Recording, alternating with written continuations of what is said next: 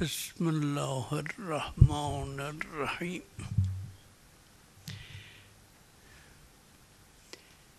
نیمه شعبان قابل درک و توصیف نیست.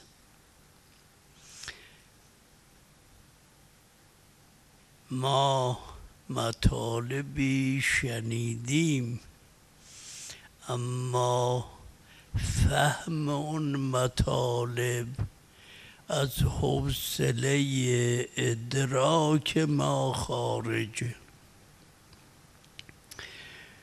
امام زمان کیه؟ این یک سواله. قرآن چیه؟ این یک سواله.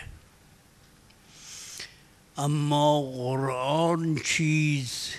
اون کسانی که اهل قرآنند این بین الدفتین،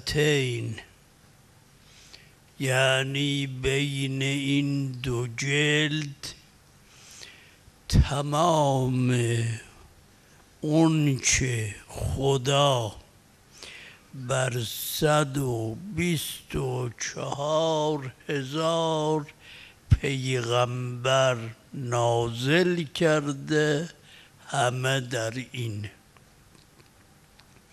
حالا درک این مطلب فهمش عقل رو مبهوت میکنه. یعنی اون چه نزد آدمه، اون چه خدا به نوح داده، اون چه خدا به ابراهیم خلیل عنایت کرده، اون چه پروردگار به موسی بن عمران داده، اون چه به عیسی بن مریم بخشیده، اون چه به شخص اول عالم و عقل کل داده، همه در این کتاب اولش بسم الله الرحمن الرحیم سوره حمد، آخرش سوره ناس. این قرآن. هر کسی باید وظیفه‌اش رو نسبت به قرآن انجام بده. وظیفه نسبت به قرآن 2 کلمه است. خلاصه امر این 2 کلمه است. یکی قرائت قرآن، این کلمه اول. کلمه دوم عمل به قرآن. اما قرائت قرآن هرچه هست در کلمات اهل بیت. علم فقط در قرآن است و روایات. هرچه از این بیت بیرون نیامده باطله. این روایت صحیحه، سند تامه که حجت خدا فرمود هر چیزی به کلمه کل که لفظ موضوع برای عموم لم یخرج من هذا البیت فهو باطل.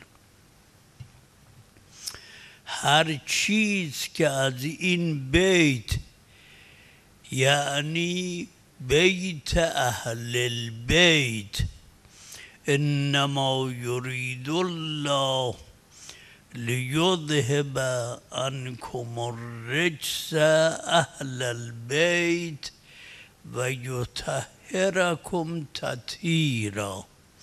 اون که از این بیت بیرون نیامده باطله. حالا اون که از این بیت بیرون آمده چیه؟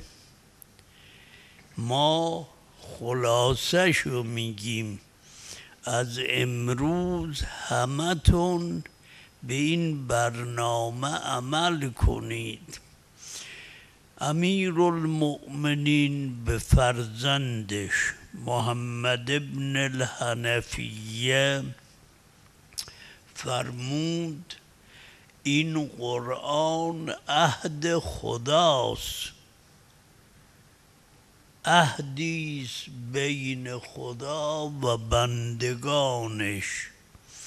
حالا وصیتی که پدری مثل امیرالمؤمنین به پسری مثل محمد حنفیه بکنه، اینو باید خوب درک کرد.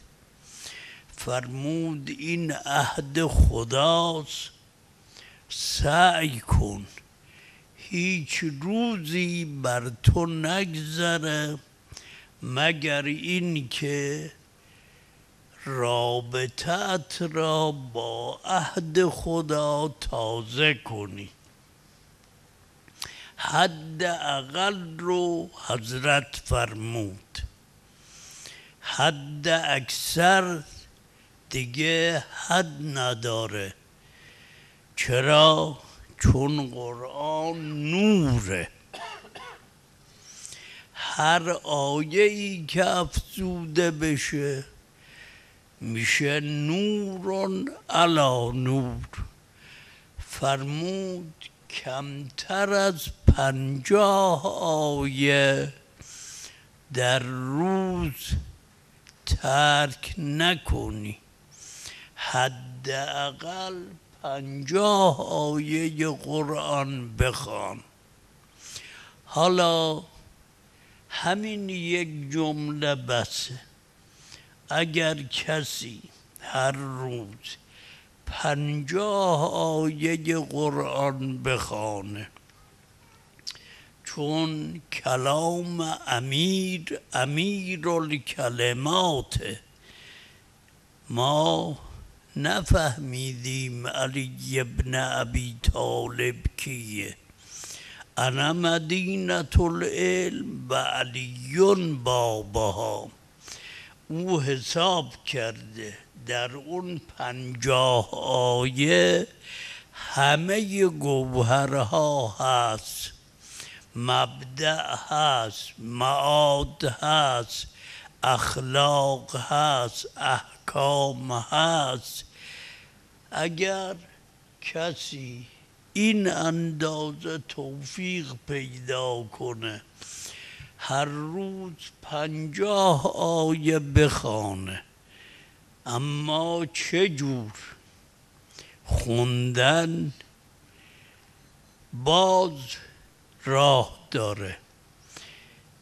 افلا یتدبرون القرآن ام علی قلوب اقفالها. اون قرائت باید توأم با تدبر باشه. اگر اینجور هر کسی 50 آیه قرآن هر روز بخوانه، این در 40 روز روحش میشه اکسیر احمر. منتها افسوس که عمر ما گذشت و اون چنان که باید از این عمر استفاده نکردیم. از امروز شروع کنی، کمتر از 50 آیه نشه، هرچه بیشتر بهتر.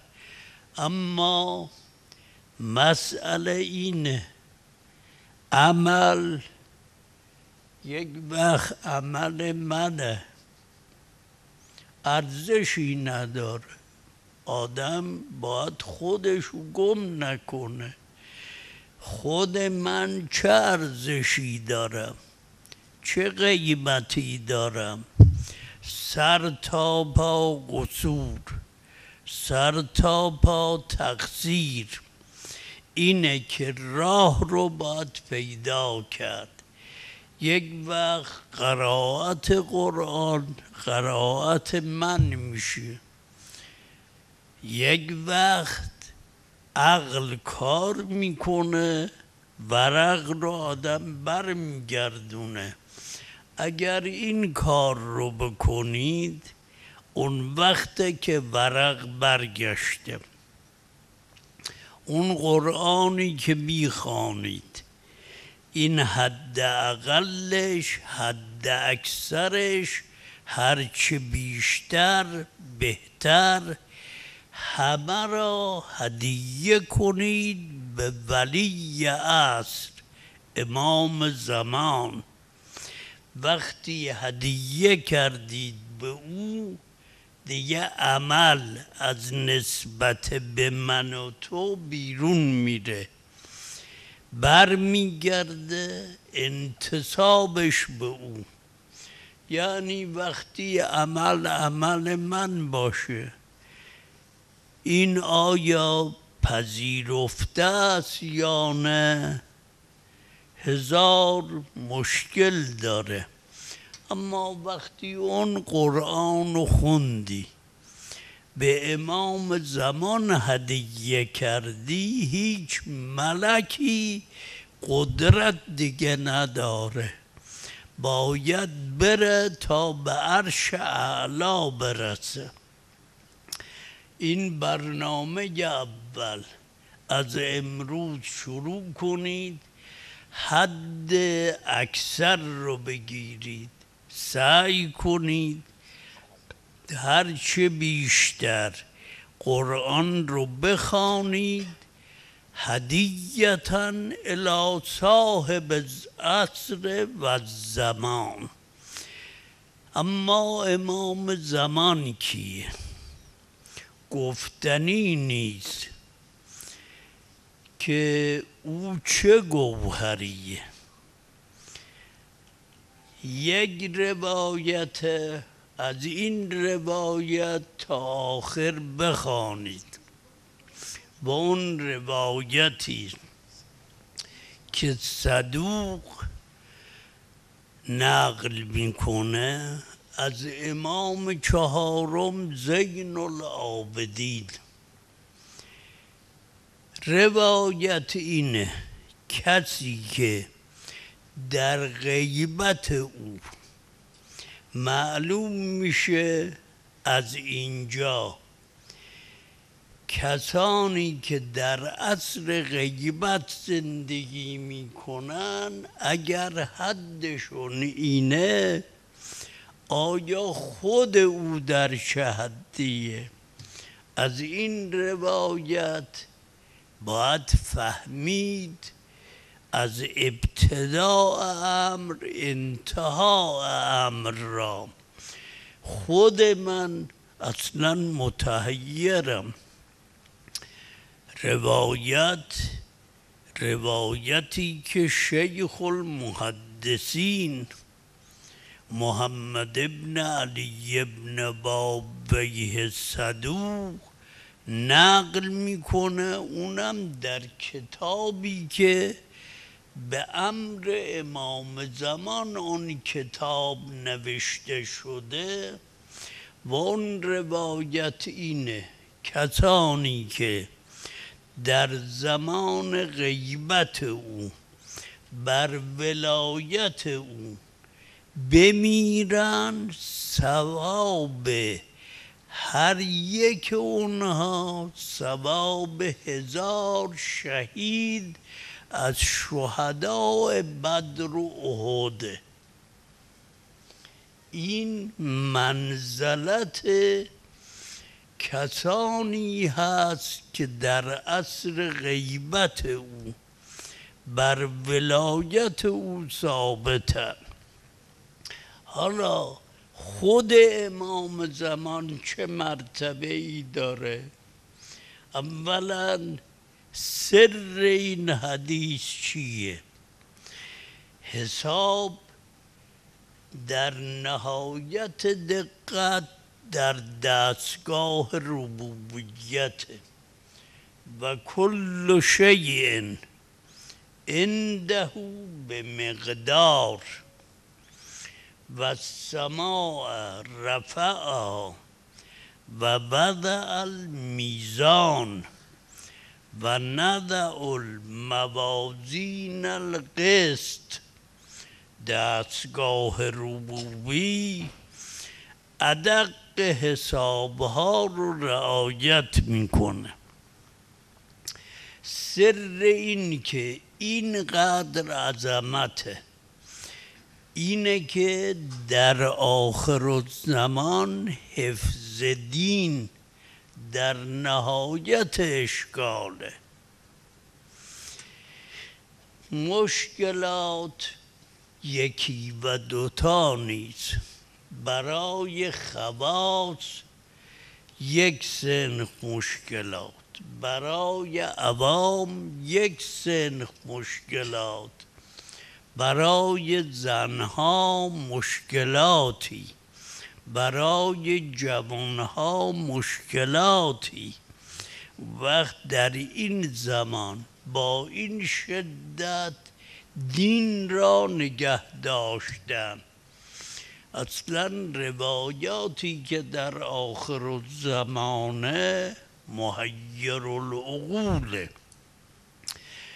یک روایت اینه که در آخر الزمان خطر به جایی میرسه که صبح کسی از خانه بیرون میاد دین داره، شب به خانه برمیگرده دین نداره. شدت به اینجا میرسه.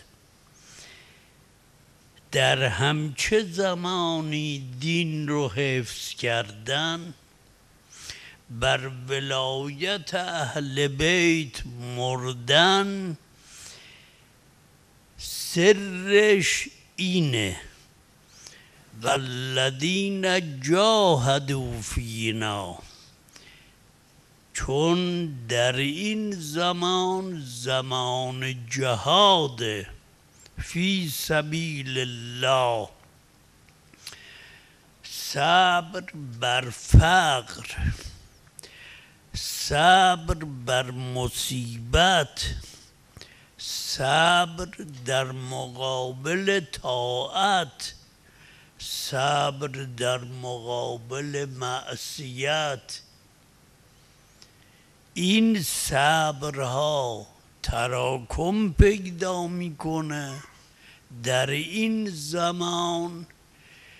وقتی شدت زیاد شد، مقابله با اون شدائد شد، اجر به این مرحله میرسه. وقتی یک نفر از شما، چه مرد چه زن، اگر در این زمان بر ولایت اهل بیت ثابت باشید، ورع تقوا را حفظ کنید، چه مرد چه زن بمیرید، اجر 1000 شهید بدر و احد رو دارید.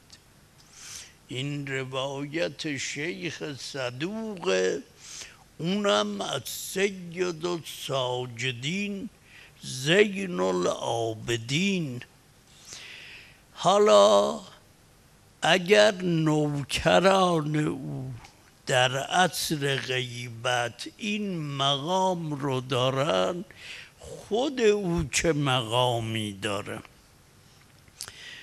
عقلها دیگه اونجا مبهوته. وقتی به دنیا آمد مثل روز نیمه شعبان که روایت هم همچنینه که نیمه شعبان متولد شد. وقتی متولد شد نوری از این مولود تلألؤ کرد و این نور تا عنان سماع رسید. حالا چه روحیه، چه نفسیه که از این بدن در اثر سیطره اون نور و اون روح همچه نوری ساطع میشه. سیر نور، شعاع نور خب حدی داره. این چراغ نورش تا اونجا میره.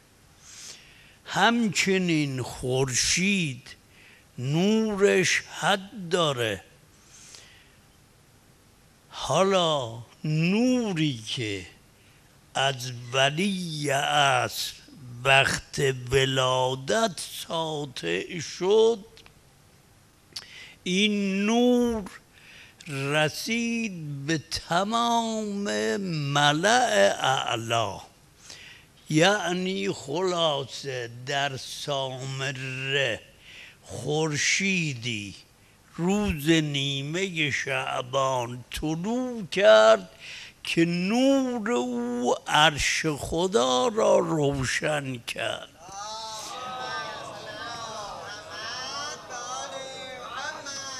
اولین جمله‌ای که تکلم کرد دستها رو روی زمین گذاشت، گفت شهد الله انه لا اله الا هو و الملائکة و اولو العلم قائما بالقسط لا اله الا هو العزیز الحکیم.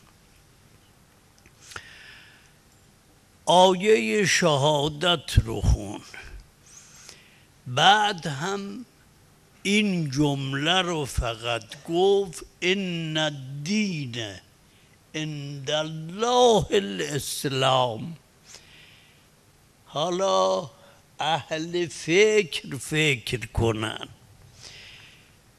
کسانی که اهل علم قرآنن اونها میدانن که آیه شهادت در قرآن چه منزلتی داره.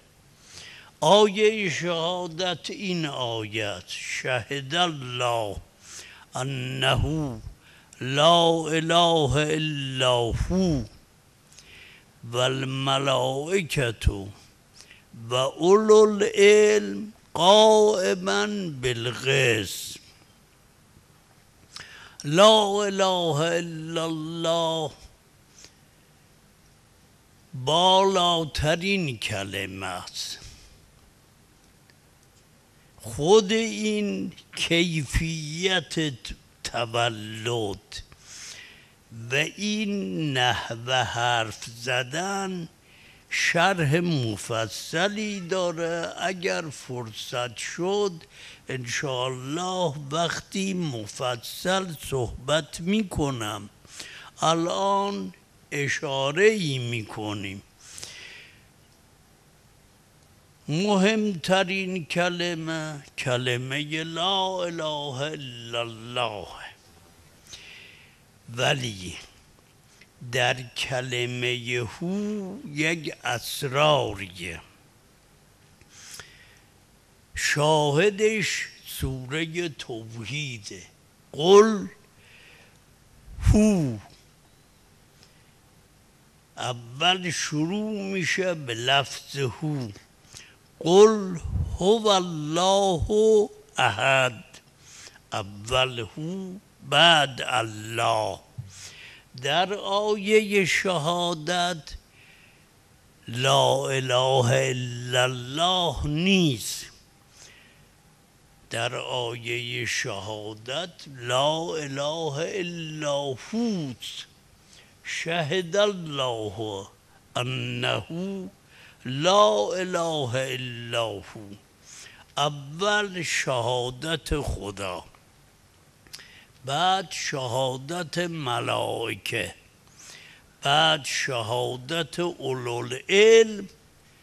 مشهود به چیه؟ لا اله الا هو. اول جمله‌ای که از لبهای امام زمان بیرون آمد این جمله بود. خلاصه اون آخرین کلمه ای که تمام انبیا و اولیا به حد نهایت به او رسیدن، این کلمه اول روز ولادت او بود. امام زمان اینه گفت شهد الله انه لا اله الا هو و الملائکة و اولو العلم قائما بالقسط لا اله الا هو العزیز الحکیم. بعد هم ان الدین عند الله الاسلام دیگه تمام شد. در اون جمله ان الدین عند الله الاسلام قوقایی است. روز اول ولادت گفت که آخر من چه خواهم کرد. حالا کسی که روز اول ولادتش نور جبهش عرش خدا رو نوربارون کنه، الان بعد از 1000 خورده‌ای با این رنج هایی که او کشیده، با اون مشکلاتی که او با اون مشکلات روبرو شده، ما نمیفهمیم چیست مطلب. هر معصیتی که از کسی سر بزنه قلب او را آزرده میکنه. هر گرفتاری برای شیعه‌ای پیدا بشه دل او رو مکدر میکنه. اینه که در طول این زمان مصائب امام زمان را غیر از خدا کسی نمیدونه. حالا فکر کنید شماها میرید کربلا، چشمتون به اون قبر 6 گوشه میفته، چه حالی دارید؟ اما او هر روز مقابل اون قبر اون بدن قطعه رو میبینه، بر او چه میگذره؟ او میاد به مشهد، وقتی نگاه میکنه امام رضا را میبینه که یتململ کتململ سلیم. وقتی میره کنار قبر صدیقه کبرا بدن آزرده او رو میبینه. حالا کسی که نور او روز اول همه ملأ اعلی رو روشن کرده، بعد از این همه ابتلاعات، اون همه عبادات، آیا تلألؤ نفس او کجاست؟ خلاصه کلام اینه که خدا در قرآن یک آیه داره و اشرقت الارض به نور ربها. این آیه تفسیر شده به ظهور امام زمان. نور امام زمان اینه. اگر کسی این حقیقتش درک مقام او از حوصله ادراک ما خارجه. آیه اینه، تفسیرش هم اینه. خدا میفرماید زمین روشن شد به نور پروردگار زمین. امام در تفسیر این آیه فرموده نور ربی که تمام زمین را اشراق میکنه صاحب العصر و الزمان. اللهم کل ولیک الحجة ابن الحسن صلواتک علیه و علی آبائه فی هذه الساعة و فی کل ساعة ولیا و حافظا و قائدا و ناصرا و دلیلا و عینا حتی تسکنه ارضک طوعا و تمتعه فیها طویلا. اللهم صل و سلم علی ولیک صاحب الزمان عدد ما فی علمک صلاة دائمة بدوام ملکک و عجل فی فرجه و اصلح كل فاسد من امور المسلمین.